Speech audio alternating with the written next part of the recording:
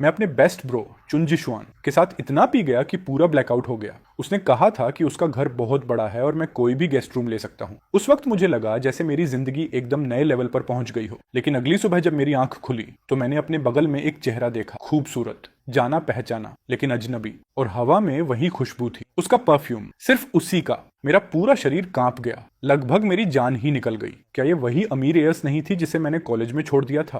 वो एक्स जो उसके बाद गायब हो गई थी, चुन वांचिंग। मैंने तुरंत अपनी पैंट पकड़ी और भागने ही वाला था कि एक हाथ ने मेरी टखने को पकड़ लिया। गुआन, बहुत टाइम हो गया, इतनी जल्दी किस बात की है? अल्कोहल सच में खतरनाक चीज है, खासकर जब तुम अपने तथाकथित बेस्ट ब्रो के साथ पी रहे हो। चुन जिशुआन और मैं कॉलेज के क्लासमेट थे। अब हम दोनों एक ही कंपनी में ऑफिस स्लेव्स बने हुए हैं। हम इतने क्लोज थे कि हर चीज शेयर करते थे। कल रात हमने एक प्रोजेक्ट खत्म किया था, इसलिए रोड साइड बारबेक्यू खाने गए। पोएट्री, जिंदगी और बेकार की बातें करते करते पता ही नहीं चला कब 12 बॉक्स बियर खत्म कर दी। आखिर में चुन जिशुआन ने मेरी गर्दन पकड़ ली। उसकी जुबान पहले ही जवाब दे चुकी थी। ब्रो येन, उस छोटे से घर में मत जा, मेरे घर सो जा। मेरा घर बहुत बड़ा है, 3 फ्लोर विला, पूल, गार्डन, जो चाहे चुन ले। मेरे नशे में डूबे दिमाग में बस एक ही ख्याल आया, वाह, इस बंदे ने तो बहुत गहरा खेल छिपा रखा था। अमीर खानदान का लड़का निकला। फिर आधी बेहोशी की हालत में मुझे एक कार में ठूंस दिया गया। आधा होश आधी बेहोशी। वो मुझे एक चमचमाती लग्जरी विला में घसीट कर ले गया। लेफ्ट साइड का दूसरा कमरा, गेस्ट रूम, खुद चले जाओ, मैं जा रहा हूँ। इतना कहकर वो सीधे सोफे पर मुंह के बल गिर पड़ा और अगले ही सेकंड गरजते हुए खर्राटे लेने लगा। मैं लड़खड़ाता हुआ ऊपर चला गया। हर दरवाजा एक जैसा दिख रहा था। लेफ्ट का दूसरा कमरा, सही, 1 2।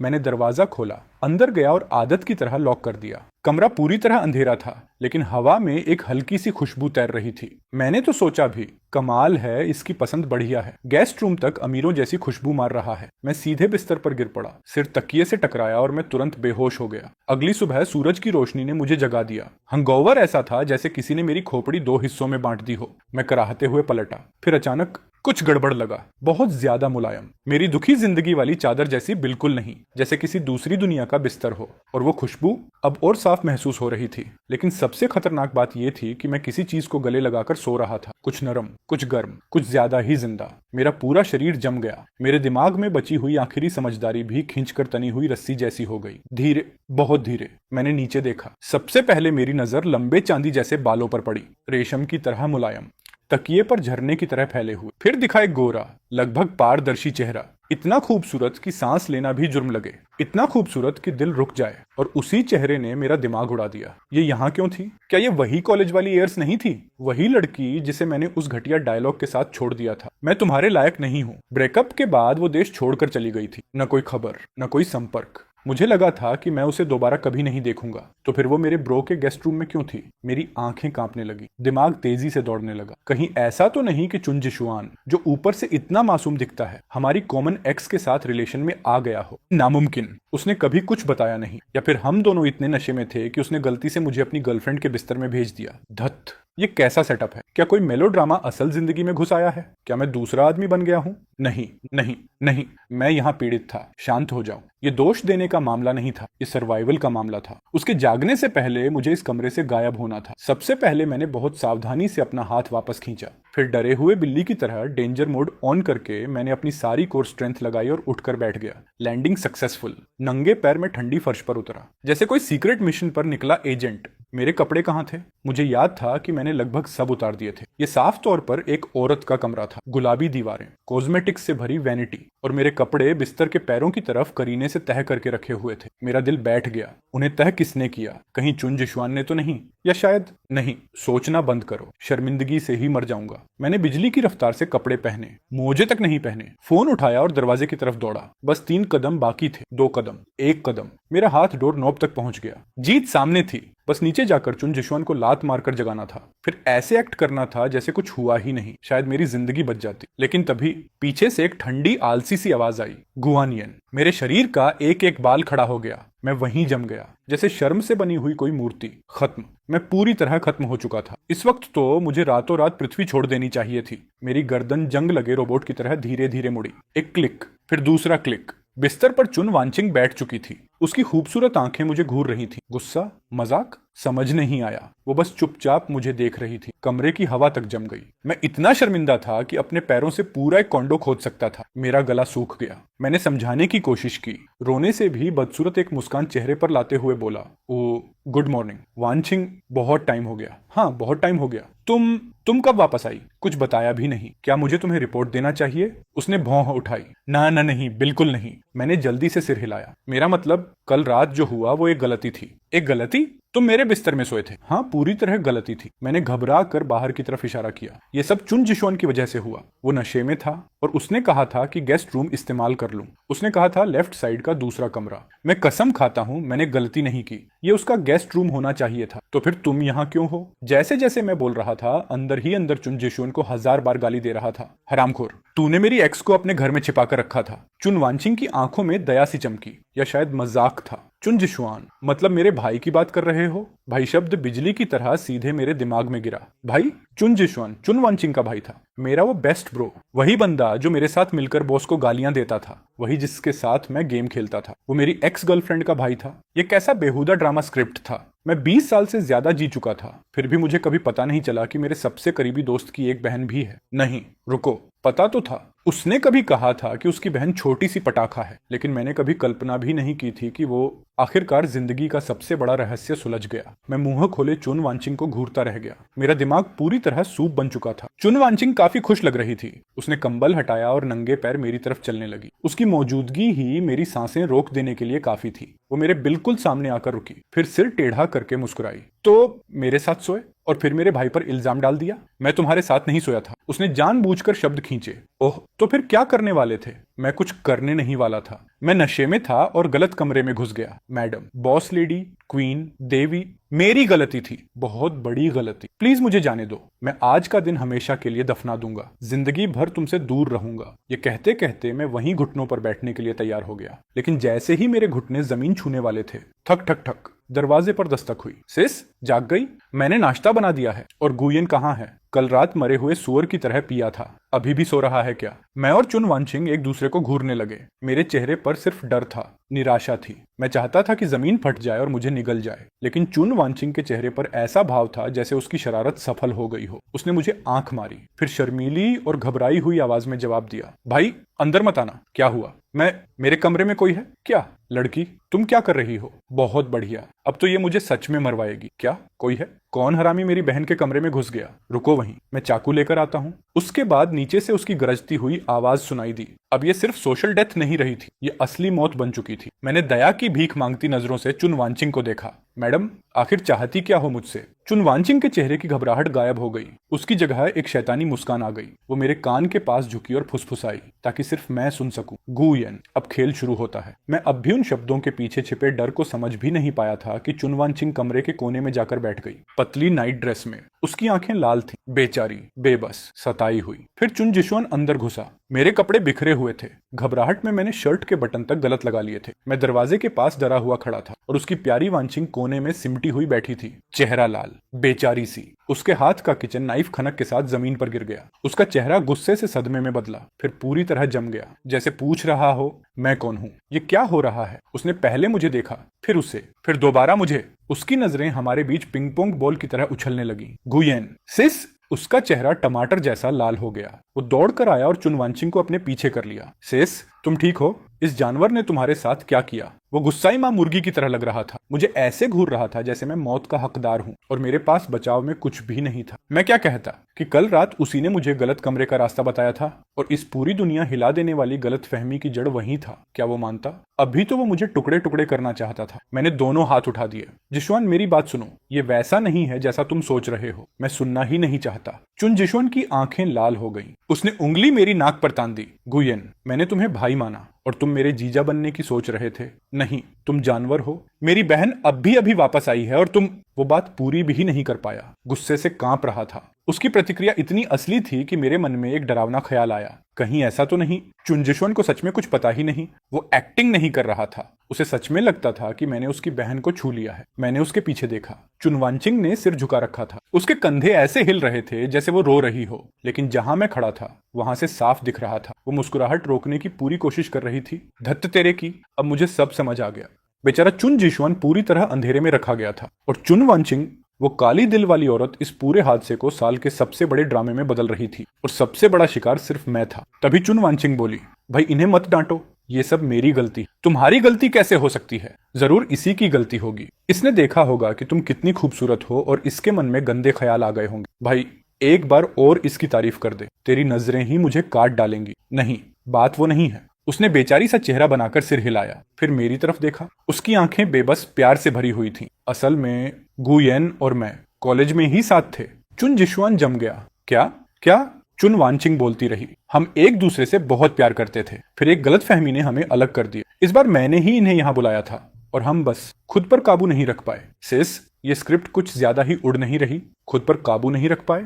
कल रात तो मैं तेरे भाई के साथ इतना पी चुका था कि अपना नाम तक भूल गया था। चुन जिशुआन का दिमाग साफ तौर पर यह सब प्रोसेस नहीं कर पा रहा था। वो मुझे देखता, फिर अपनी बहन को। उसका मुंह खुलता, फिर बंद होता, फिर दोबारा खुल जाता। आखिर में उसने जोर से अपनी जांघ पर हाथ मारा।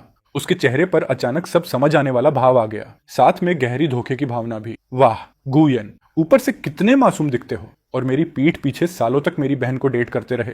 तो कल रात तुम दोनों। भाई चुन जिशुआन की बात पूरी होने से पहले ही चुन वांचिंग शर्माते हुए पैर पटकने लगी। उसके गाल लाल हो गए। पूछना बंद करो, वो पूछना बंद करो। सीधे चुन जिशुआन के दिमाग में कुछ और ही बन गया। अब उसकी नजरों में मैं दुश्मन नहीं था, मैं वो सुअर था जो उसकी सबसे कीमती गोभी चुरा ले गया था। हालात बहुत जटिल थे, बहुत ही जटिल। वो मेरे पास आया और मेरे कंधे पर थप्पड़ मारा, फिर गहरी सांस छोड़ी। हाय, ठीक है ठीक है, अगर मेरी बहन ने तुम्हें चुना है तो मैं क्या कह सकता हूँ। वो थोड़ा रुका, फिर आवाज धीमी कर ली, जैसे कोई सब समझने वाला भाई हो। तू कमाल की चीज है ब्रो, लेकिन जिम्मेदारी लेना, वरना मैं वो चाकू फिर निकाल लूंगा। मेरा रोने का मन कर रहा था। उसके पीछे चुन वांचिंग ने मुझे चुपके से विक्ट्री साइन दिखाया, फिर तुरंत हाथ छिपा लिया। मैं समझ गया, आज से मेरी जिंदगी खत्म थी। उसके बाद का ब्रेकफास्ट मेरी जिंदगी के सबसे लंबे 30 मिनट थे। मैं, चुन वांचिंग और चुन जिशुआन एक विशाल डाइनिंग टेबल पर बैठे थे। माहौल जरूरत से ज्यादा अजीब था। चुन जिशुआन बार बार मुझे देखता, फिर अपनी बहन को। उसके चेहरे पर वही प्यार भरी मुस्कान थी जो कोई पिता अपने होने वाले दामाद को देखकर देता है। उस मुस्कान ने मेरी रीढ़ तक ठंडी कर दी। आओ ब्रो, यन थोड़ा और खाओ, कल रात के बाद तुम थक गए होगे। उसने प्यार से एक फ्राइड एग मेरी कटोरी में रख दी। मैं लगभग दूध से घुट गया। थका हुआ?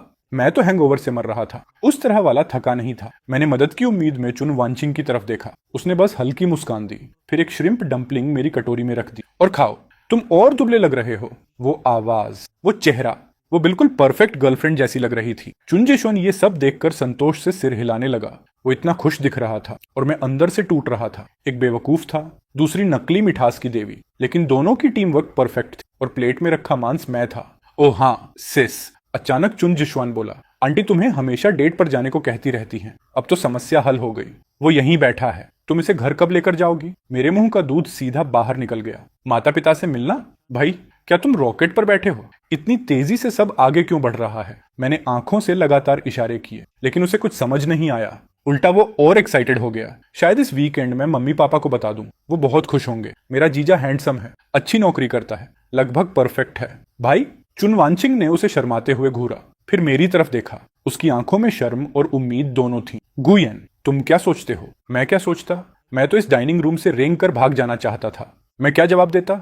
अगर ना कहता तो चुन जिशुआन के हाथ की चॉपस्टिक्स शायद सीधे मेरे माथे में घुस जाती। अगर हाँ कहता तो मेरी पूरी जिंदगी खत्म हो जाती। मैंने चुन वांचिंग की मासूम आंखों में छिपी धमकियों को देखा। बहुत मेहनत से मैंने कहा, मैं तुम्हारे साथ चलूंगा, अच्छे लड़के। चुन वांचिंग मुस्कुराई।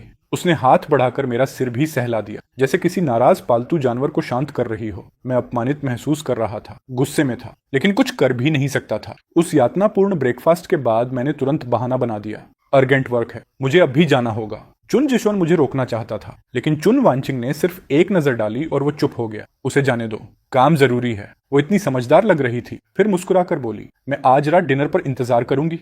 ठीक है। वो ठीक है मीठा भी था और खतरनाक भी। मेरी खोपड़ी सुन्न हो गई। मैं चुन फैमिली की विला से ऐसे भागा जैसे जेल से फरार हो रहा हूँ। बाहर निकलकर जब आजादी की हवा ली तो लगा जैसे अभी अभी नर्क से वापस लौटा हूँ। मैंने तुरंत फोन निकाला। सबसे पहला काम, चुन जिशुआन को ब्लॉक कर दिया। ब्रो? क्या ब्रो? मैंने तुम्हें भाई माना और तुमने मुझे जीजा बना दिया। मैंने अभी अभी उसे ब्लॉक किया ही था कि एक अननोन नंबर से कॉल आ गई, जैसे किसी भूत ने कब्जा कर लिया हो। मैंने कॉल उठा ली। दूसरी तरफ से चुन वांचिंग की मुस्कुराती हुई आवाज आई, भाग क्यों रहे हो? मैंने दांत भींच ली, आवाज धीमी कर ली।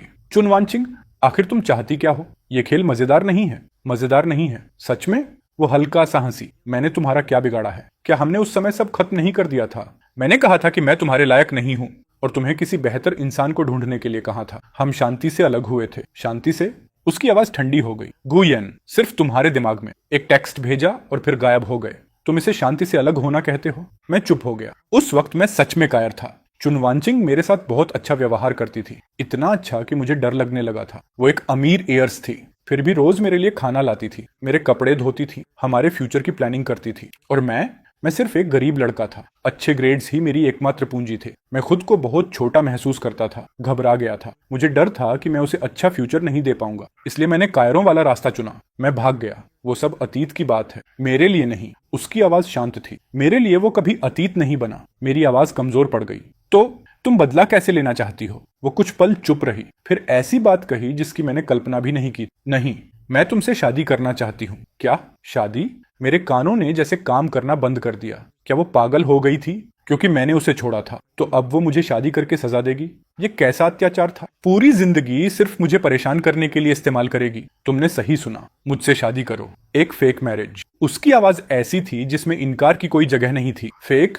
मैं और ज्यादा उलझ गया। हाँ, मेरे माता पिता हर समय शादी के लिए दबाव डालते रहते हैं, हर दिन ब्लाइंड डेट सेट कर देते हैं। बहुत परेशान हो चुकी हूँ। मुझे एक शील्ड चाहिए। और गुयन, इस वक्त तुम सबसे अच्छा विकल्प हो। मैं ही क्यों?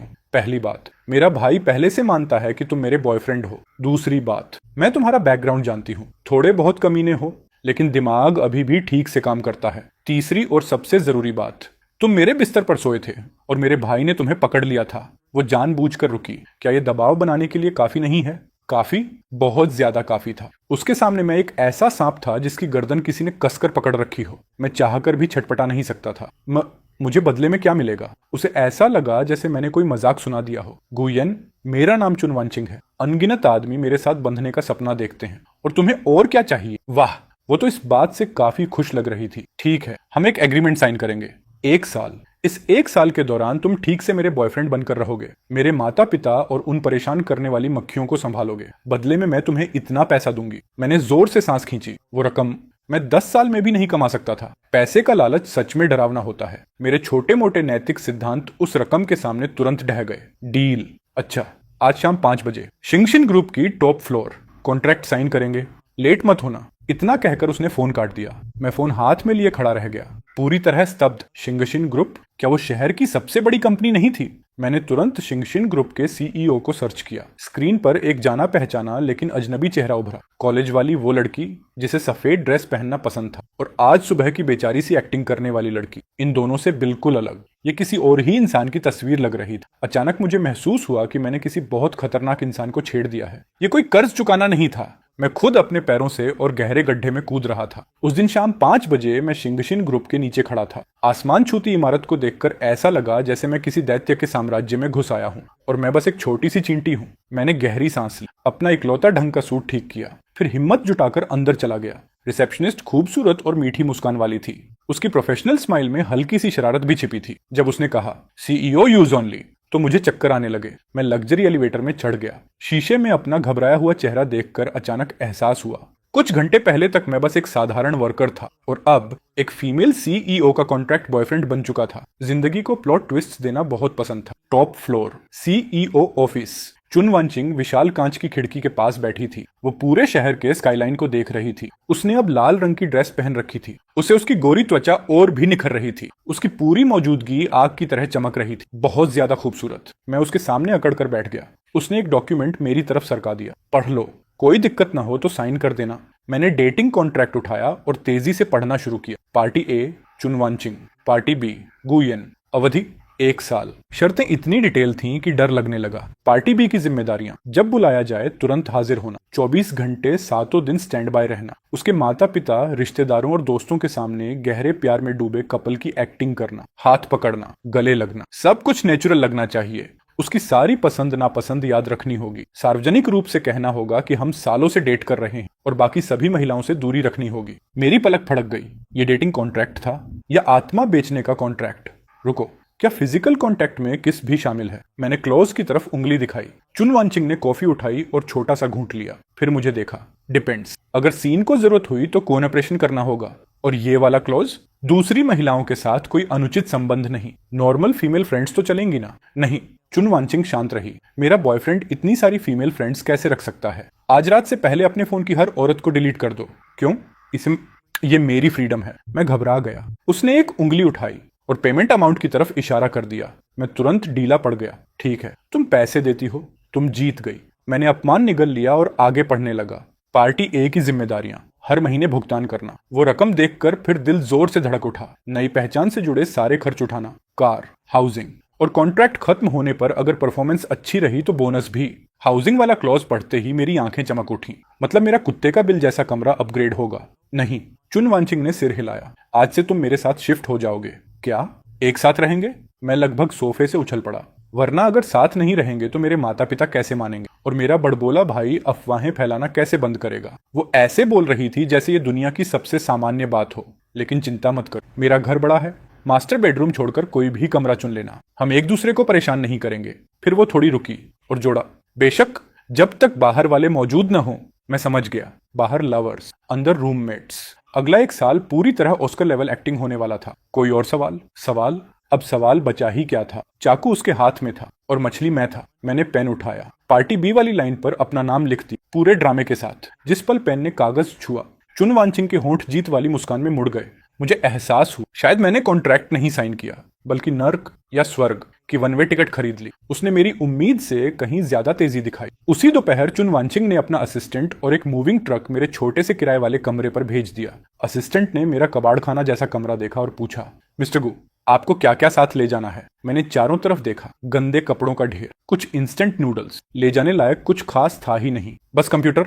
असिस्टेंट ने मुझे एक ब्लैक कार्ड थमा दिया। मिस्टर गु, मिस चुन ने ये आपके लिए तैयार करवाया है। उन्होंने कहा कि आपको उनके बॉयफ्रेंड के स्टेटस के हिसाब से पूरा मेकओवर चाहिए। मैंने वो लेजेंडरी ब्लैक कार्ड हाथ में लिया। मेरा हाथ कांप गया। तो अमीर लोगों की जिंदगी ऐसी होती है। सालों पुराना एक्स बॉयफ्रेंड भी वीआईपी ट्रीटमेंट पाता है। गुयन, थोड़ी रीढ़ की हड्डी रखो, भ्रष्ट मत हो, लेकिन धत्त ये सब बहुत अच्छा लग रहा था। असिस्टेंट के साथ मैं पहली बार शहर के सबसे बड़े लग्जरी मॉल में गया। सूट से लेकर टाई तक, शूज से लेकर वॉच, अंडरवियर से लेकर सॉक्स तक, सब कुछ अपग्रेड हो गया। जब मैंने वो टेलर्ड सूट पहना, हाथ में वो वॉच लगाई जिसकी कीमत मुझे नहीं पता थी, लेकिन यकीन था कि बेहिसाब महंगी होगी, और फिर आईने के सामने खड़ा हुआ तो मैं खुद जम गया। आईने में दिख रहा वो स्मार्ट, सलीकेदार और हाई क्लास आदमी मैं ही था। कपड़े सच में इंसान को बदल देते हैं। पुराने लोग झूठ नहीं बोलते थे। असिस्टेंट ने संतोष से सिर हिलाया। मिस्टर गु, आप में काफी पोटेंशियल है। क्या यह तारीफ थी? उसके बाद एक रोल्स रॉयस मुझे शहर के उस अमीर इलाके में ले गई जिसे मैंने पहले सिर्फ टीवी पर देखा था। कार एक और भी भव्य विला के सामने आकर रुकी। ये चुन वांचिंग का घर था, और अगले एक साल के लिए मेरी जेल भी। चुन वांचिंग पहले से घर पर थी। उसने एक आरामदायक होम ड्रेस पहन रखी थी। उसके लंबे बाल बस ऐसे ही ढीले ढाले बंधे हुए थे। दिन के समय वाली तेज और ठंडी सी ईयो वाली आभा अब नहीं थी। उसकी जगह एक आलसी सी औरतों वाली नरम चाम थी। वापस आ गए। उसने मेरी तरफ देखा, फिर ऊपर से नीचे तक मुझे नापा। बुरा नहीं, अब इंसानों जैसे लग रहे हो। वाह, इसके लिए शुक्रिया। तुम्हारा कमरा ऊपर सबसे आखिर वाले हिस्से में है। सब तैयार है, खुद जाकर देख लो। उसने ऊपर की तरफ इशारा किया। मैं ऊपर चला गया। दरवाजा खोला तो कमरा देखकर दंग रह गया। वो मेरे पुराने किराए के घर से भी बड़ा था। फ्लोर टू सीलिंग विंडोज, बड़ी balcony, private closet, private bathroom, अंदर रखे टॉयलेटरीज और कपड़े सब लग्जरी ब्रांड्स के थे। मेरा पुराना कंप्यूटर उस विशाल डेस्क पर अकेला रखा था। इतना बेमेल लग रहा था कि खुद मुझे उस पर तरस आ गया। मैं नरम बिस्तर पर लेट गया। ऊपर लगे क्रिस्टल चैंडिलियर को घूरता रहा। सब कुछ किसी सपने जैसा लग रहा था। तभी दरवाजे पर दस्तक हुई। चुन वांचिंग अंदर आई। कल रात चैरिटी गाल है, तुम मेरे साथ चलोगे? इतनी जल्दी काम शुरू? उसने सिर हिलाया। मेरे माता पिता भी वहां होंगे। ये हमारी पहली ऑफिशियल अपीयरेंस होगी। कोई गलती नहीं? उसने मुझे एक फोल्डर दिया। ये गाला का स्केड्यूल है और मेन गेस्ट्स की प्रोफाइल्स। आज रात सब याद कर लो, खासकर मेरे माता पिता। उनकी पसंद, नापसंद, एक शब्द भी मत भूलना। मैंने फोल्डर लिया। वो मेरे कॉलेज के फाइनल एग्जाम नोट्स से भी ज्यादा मोटा था। और एक बात, अब से मुझे बुलाने का तरीका बदलो। मुझे चुन वांचिंग या मिस चुन मत कहना। वांचिंग कहो। मेरा दिल हल्का सा कांप गया। 8 साल हो गए थे मैंने उसे इस नाम से नहीं बुलाया था। उसके होंठों पर हल्की मुस्कान आई, आंखों में शरारती चमक तैर गई। और बाहर मुझे बेब कहना। आदमी मर सकता है, लेकिन इतनी बेइज्जती। हालांकि सच कहूं तो वो बहुत ज्यादा पैसे दे रही थी। मैंने गहरी सांस ली, फिर अपनी सबसे मीठी मुस्कान निकाली। ठीक है बेब। चुन वांचिंग साफ तौर पर खुश हो गई। वो मुड़ी और जाने लगी, लेकिन दरवाजे पर रुक गई। और हाँ, गुयेन, वेलकम होम। फिर उसने दरवाजा बंद कर दिया। मैं वहीं खड़ा रह गया। दिल अजीब सा हो गया। होम? क्या ये सच में होम हो सकता है? ये पागलपन वाला खेल, क्या मैं इससे सुरक्षित निकल पाऊंगा? अगली रात का चैरिटी गालिया मेरी सोशल डेथ का एक और शिखर बन गया। चुन वांचिंग द्वारा तैयार किए गए कस्टम सूट में मैं उसका हाथ थामे उस चमकदार बैंक्वेट हॉल में दाखिल हुआ। कमरे की हर नजर स्पॉटलाइट की तरह मुझ पर पड़ी, जिज्ञासु, जांचती हुई, जलन भरी, तिरस्कार से भरी। मैं साफ साफ आसपास की फुसफुसाहटें सुन सकता था। ये कौन है जो चुन वांचिंग के साथ आया है? जरूर कोई बड़ा आदमी होगा। छी, प्रीटी बॉय जैसा दिखता है। शायद मिस चुन ने इसे पाल रखा है। मेरी मुस्कान लगभग टूट गई। मैंने उसका हाथ और कसकर पकड़ लिया। नर्वस? बिल्कुल हूं। जरा खुद कोशिश करो। पूरे जू के बंदर की तरह घूरा जाना कैसा लगता है? सीधे खड़े हो जाओ। तुम मेरा चेहरा हो। वही हिम्मत इस्तेमाल करो जिससे मुझे बेब बुलाते हो। ये औरत सच में बदला ले रही थी। जल्द ही एक शाही सा मध्य उम्र का कपल हमारी तरफ बढ़ा। आदमी गरिमामय था, महिला जेंटल थी। उनके चेहरे में चुन वांचिंग और चुन जिशुअन की झलक साफ दिखाई दे रही थी। कोई शक नहीं, ये मेरे भविष्य के सास ससुर थे। Level 1 combat mode on. Dad, mom. चुन वांचिंग ने मेरा हाथ पकड़ा हुआ था। उनकी नजरें मुझ पर टिक गईं। खुला फैसला नहीं था, लेकिन जांच पूरी चल रही थी। लो, एग्जाम क्वेश्चन नंबर 1 आ गया। Good evening if uncle aunty. मेरा नाम गुयन है। मैं वांचिंग का बॉयफ्रेंड हूँ। मिस्टर चुन ने बस धीमी सी हम्मा की।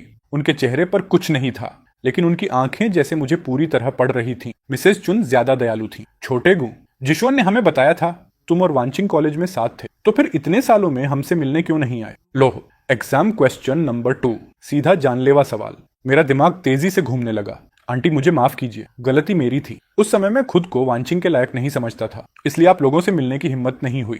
इन सालों में मैंने बहुत मेहनत की। उम्मीद थी कि एक दिन मैं उसके बराबर खड़ा हो सकूं। मैंने इतना अच्छा बोला कि खुद मुझे भी सच लगने लगा। जैसा सोचा था, मिसेस चुन और ज्यादा मुस्कुराईं। उनकी आंखों में अप्रूवल था। अच्छा बच्चा, तुम में एम्बिशन है। यहाँ तक कि सख्त मिस्टर चुन का चेहरा भी थोड़ा नरम पड़ गया। मैंने सोचा कि शायद टेस्ट पास हो गया। तभी एक परेशान करने वाली आवाज सुनाई दी। गुयन? कौन गुयन? ये कैसे हो सकता है? मैंने इसका नाम कभी नहीं सुना। हमारे सर्कल से एक युवक आगे आया। उसने चमकीला पिंक सूट पहन रखा था। बाल इतने चमकदार थे जैसे उन पर तेल की पूरी बोतल उड़ेल दी गई हो। उसके साथ चुन जिशुआन भी था। जिशुआन ने मुझे देखते ही आंखें चमका ली। वो दौड़कर आया और मुझे बेर हग में जकड़ लिया। जीजा जी, आखिरकार आप आ गए। मैं कब से आपको ढूंढ रहा था। उसने इतनी जोर से दबाया कि मेरी सांस रुकने लगी। भाई, इतना एक्साइटेड मत हो। हम तो बस कल ही मिले थे। जिशुआन, ये कौन है? पिंक सूट वाले ने मुझे ऊपर से नीचे तक देखा। उसकी आंखों में साफ दुश्मनी थी। ओह, परिचय देना भूल गया। मेरे जीजा जी गुयन, और ये वोंग हाओ हैं, वोंग ग्रुप के यंग मास्टर। वोंग हाओ वोंग ग्रुप का इकलौता बेटा, चुन वांचिंग के कई चाहने वालों में से एक, घमंडी, दबंग और खुद को दुनिया का राजा समझने वाला। तो ये था मेरा लव राइवल। जीजा जी, मिस चुन का बॉयफ्रेंड। आप कहाँ काम करते हैं? वो मेरी बैकग्राउंड खंगाल रहा था। मैं वांचिंग वाली स्क्रिप्ट इस्तेमाल करने ही वाला था। सोचा था कहूंगा कि मैं कंसल्टेंट हूँ, लेकिन चुन वांचिंग पहले बोल पड़ी। ये अभी काम नहीं कर रहे हैं। पूरा हॉल शांत हो गया। सबने उसे एक ही भाव से देखा। क्या तुम सच में सीरियस हो? मेरा सिर घूमने लगा। लड़की, ये स्क्रिप्ट में नहीं था। तुम क्या कर रही हो? क्या सबको बता रही हो कि तुमने एक प्रिटी बॉय पाल रखा है? वोंग हाओ ऐसे हंसा जैसे कोई बहुत बड़ा मजाक सुन लिया हो। काम नहीं करते? मिस चुन, आपकी पसंद वाकई यूनिक है। इतने सारे बेहतरीन आदमी मौजूद हैं और आपने एक फ्रीलोडर चुन लिया। मिस्टर और मिसेस चुन के चेहरे उतर गए। मेरा चेहरा जलने लगा। मेरा मन कर रहा था कि फर्श में छेद करके घुस जाऊं। वांचिंग, तुम आखिर करना क्या चाहती हो? लेकिन चुन वांचिंग बिल्कुल नहीं घबराई। उसने सिर उठाया और चारों तरफ देखा। फिर उसके चेहरे पर रानी जैसी मुस्कान आ गई। किसने कहा कि ये फ्रीलोडर है? इसने अभी अपनी फैमिली कंपनी बेच दी है और अब मेरे ग्रुप में नीचे से शुरुआत कर रहा है। ये सीखना चाहता है कि एक सही हेयर कैसे बना जाता है। फिर उसने प्यार से मेरी तरफ देखा। उसकी आवाज ज्यादा ऊंची नहीं थी, लेकिन आसपास हर किसी ने सुन ली। आखिरकार जो कुछ मेरा है, एक दिन सब इसका ही होगा। मैं गुयन, एक साधारण ऑफिस वर्कर, सार्वजनिक रूप से अपनी एक्स द्वारा अरबों की एम्पायर का हेयर घोषित कर दिया गया था। इस आशीर्वाद ने मुझे पूरी तरह सुन्न कर दिया। पूरा हॉल चुप हो गया। सब मुझे ऐसे देख रहे थे जैसे मैं कोई एलियन हूँ। वोंग हाओ का मुंह खुला रह गया। उसका चेहरा ऐसा था जैसे उसने मक्खी निगल ली हो। सिर्फ चुन जिशुआन, वो सीधा साधा इंसान, सबसे पहले ताली बजाने लगा। अच्छा, बहुत बढ़िया। मेरी बहन कितनी कूल है। जीजा जी, अब से आप चुन फैमिली का हिस्सा हैं। नहीं, शिंग ग्रुप अब आप पर निर्भर करेगा। मुझ पर? मेरी गेमिंग स्किल्स पर? मेरे पैर लगभग जवाब दे गए। अगर वांचिंग ने मुझे पकड़ा नहीं होता तो शायद मैं वहीं गिर जाता। वांचिंग, क्या तुम पागल हो गई हो?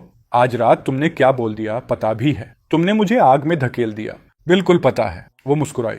इफेक्ट अच्छा नहीं था क्या? वोंग हाओ जैसे मक्खियां अब मुझे परेशान नहीं करेंगी, लेकिन तुम मुझे शील्ड की तरह इस्तेमाल नहीं कर सकती, और वो भी इतना पागल शील्ड। हेयर, मैं तो ढंग का पीपीटी तक नहीं बना सकता। मैं आखिर क्या इनहेरिट करूंगा? किसने कहा कि तुम सिर्फ शील्ड हो? उसने मेरी तरफ देखा। उसकी आंखों में कुछ अलग था। गुयेन, मैं सीरियस हूं। किस बात को लेकर?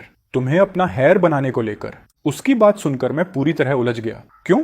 क्योंकि तुम स्मार्ट हो। कॉलेज में तुम हमेशा फर्स्ट आते थे। तुम्हारे बनाए प्रोजेक्ट प्लान्स की हर प्रोफेसर तारीफ करता था। तुम्हारे पास सिर्फ मौका नहीं था और थोड़ा कॉन्फिडेंस नहीं था। वो मेरी तरफ देखती रही। उसकी नजरें गर्म थीं। गुयेन, तुम कभी मेरे लायक नहीं थे। ऐसा नहीं था। तुमने बस कभी अपनी चीजों के लिए लड़ाई नहीं लड़ी। तुम धूल में छिपा हुआ एक डायमंड हो और अब मैं तुम्हें चमकाऊंगी। मैं जम गया। ये पहली बार था जब किसी ने मुझे इस तरह स्वीकार किया था। किसी वजह से मेरा दिल एक धड़कन छोड़ गया। तो मैं सच में तुम्हारी कंपनी में काम करूंगा? सबसे नीचे से शुरुआत। बिल्कुल। उसने सिर हिलाया। कल मार्केटिंग डिपार्टमेंट में रिपोर्ट करना। तुम्हारा पद होगा मेरा स्पेशल असिस्टेंट। Special assistant? ये तो सबसे नीचे नहीं हुआ। मेरे बगल में होना ही सबसे नीचे है। उसका लहजा ऐसा था कि बहस की कोई गुंजाइश नहीं थी। मैं चाहती हूं कि तुम देखो मैं कैसे काम करती हूं। मैं चाहती हूं कि तुम सीखो। जो कुछ सीखना जरूरी है सब सीखो। 1 साल। मैं तुम्हें 1 साल दूंगी। उसके बाद भी अगर तुम बेकार कीचड़ ही रहे तो कॉन्ट्रैक्ट अपने आप खत्म हो जाएगा। मैं तुम्हारा एक पैसा भी नहीं रोकूंगी और उसके बाद हमारा रिश्ता खत्म। और अगर मैं बेकार नहीं निकला तो? सवाल मेरे मुंह से खुद निकल गया। मैंने पूछने के बाद महसूस किया। चुनवांचिंग मुस्कुराई। अंधेरे में खिलते गुलाब जैसी मुस्कान, खतरनाक और आकर्षक। फिर उसने धीरे से कहा, तो फिर हम फेक मैरिज को रियल मैरिज बना देंगे। उस रात के बाद मेरी जिंदगी ऐसे रास्ते पर चल पड़ी जिसकी मैंने कभी कल्पना भी नहीं की थी। मैं शिंगशन ग्रुप का सीईओ असिस्टेंट बन गया। इस खबर ने कंपनी में बड़ा हंगामा मचा दिया। कंपनी के अंदर हर कोई जानता था कि मैं सीईओ का बॉयफ्रेंड हूँ और भविष्य का हेयर भी। इसलिए वहां मेरा ट्रीटमेंट काफी अजीब था। कोई भी मुझे नाराज करने की हिम्मत नहीं करता था। सब बड़े आदर से मुझे मिस्टर गू कहते थे, लेकिन पीछे से सब मुझे चुपके चुपके देखते रहते थे, जैसे मैं कोई अमीरों का पाला हुआ प्रिटी बॉय हूँ। सब जानना चाहते थे कि आखिर मेरे अंदर ऐसा क्या है जिसने उनकी अछूती सीईओ को जीत लिया। और मेरा काम काफी एंट्री लेवल था। हर सुबह मैं उसके लिए कॉफी बनाता, मीटिंग्स में उसके बगल में बैठकर नोट्स लेता। जब वो क्लाइंट्स से मिलती मैं पीछे पीछे सजावटी सामान की तरह चलता। जब वो देर रात तक काम करती मैं उसके साथ टेकआउट मंगवाता। मुझे असिस्टेंट पर्सनल नैनी ज्यादा महसूस होता था, लेकिन चुनवांचिंग सच में मुझे सिखा रही थी। वो फाइनेंशियल रिपोर्ट्स मेरे सामने फेंक देती और उनका एनालिसिस करवाती। वो मुझे टॉप बोर्ड मीटिंग्स में बैठने देती, कठिन प्रोजेक्ट फाइल्स देती और मेरी राय मांगती। शुरुआत में मैं पूरी तरह बिखरा हुआ था, गलतियां ही गलतियां, लेकिन धीरे धीरे कॉलेज में सीखी हुई चीजें, वो बिजनेस माइंड जिसे मैंने सालों तक बर्बाद किया था, फिर से जागने लगा। मैं रिपोर्ट समझने लगा, डायरेक्टर्स की लॉजिक पकड़ने लगा, यहां तक कि अपने आइडियाज भी देने लगा। हर बार जब मैं कोई अच्छा सजेशन देता, चुनवांचिंग मेरी तरफ देखकर अप्रूवल वाली मुस्कान देती और वो मुस्कान किसी भी बोनस से ज्यादा खुशी देती थी। हमारा रिश्ता भी बदलने लगा। अब हम सिर्फ पार्टी ए और पार्टी बी नहीं थे, सिर्फ बॉस और सबऑर्डिनेट भी नहीं। हम ज्यादा कॉमरेड्स जैसे बन गए थे। जब कोई बड़ा डील क्लोज होता तो खाली ऑफिस में हाई फाइव करते।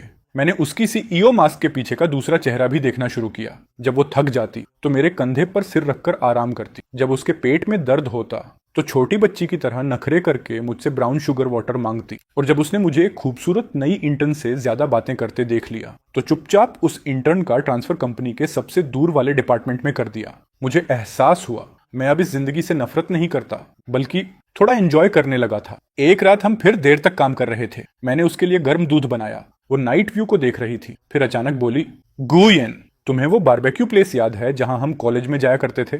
मैं ठिठक गया, फिर सिर हिलाया। बिल्कुल, वही तो हमारी पहली डेट थी। पिछले महीने उसे गिरा दिया गया। उसकी आवाज में हल्की उदासी थी। फिर वो मुड़ी और गंभीरता से मेरी तरफ देखा। गुयेन, क्या तुम्हें कभी पछतावा हुआ? मैं चुप हो गया। पछतावा? मैंने खुद से अनगिनत बार कहा था कि नहीं। मैंने खुद को समझाया था कि उसे छोड़ना उसके लिए बेहतर था, लेकिन अब उसे देखते हुए इतनी चमकदार, फिर भी कहीं ना कहीं इतनी नाजुक, मेरा जवाब डगमगाने लगा। अगर मैं उस समय नहीं भागा होता, अगर मैं थोड़ा बहादुर होता, तो आज हम क्या होते? मैंने मुंह खोला, लेकिन शब्द नहीं निकले। छोड़ो, सब बीत चुका है। वो कड़वी मुस्कान के साथ उठी और जाने लगी। मैं उसकी पीठ को देखता रहा। फिर पता नहीं कब मैंने पीछे से उसे अपनी बाहों में भर लिया। उसका शरीर एक पल के लिए सख्त हो गया। वांचिंग, मुझे पछतावा है। जिस दिन तुम 8 साल पहले गई थी, उसी दिन से मुझे पछतावा है। मैंने अपना चेहरा उसकी गर्दन में छुपा लिया। उसकी वही जानी पहचानी खुशबू सांसों में भर गई। मेरी आवाज भर्रा गई। मैं कायर था, मैं बेवकूफ था। मुझे डर था कि मैं तुम्हें खुश नहीं रख पाऊंगा। मुझे डर था कि मैं तुम्हारे लायक नहीं हूं, लेकिन मैं तुम्हें कभी भूल नहीं पाया। मुझे एक और मौका दे दो, ठीक है? इस बार मैं नहीं भागूंगा। उसने कुछ नहीं कहा, लेकिन मुझे अपने हाथ पर कुछ गर्म गिरता महसूस हुआ। आंसू। काफी देर बाद वो धीरे से मुड़ी, उसकी आंखें लाल थीं, फिर वो पंजों के बल खड़ी हुई और उसने मुझे किस किया। ये किस 8 साल पहले वाली शर्मीली किस जैसी नहीं थी। इसमें खोई हुई चीज को वापस पाने की खुशी थी और उन सालों का दबा हुआ प्यार था जिसे बहुत लंबे समय तक रोका गया था। जब किस खत्म हुई, उसने अपना माथा मेरे माथे से लगा दिया और मुस्कुराई। गुयेन, तुम सच में इडियट हो। Welcome home. अब तुम्हें भागने नहीं दूंगी।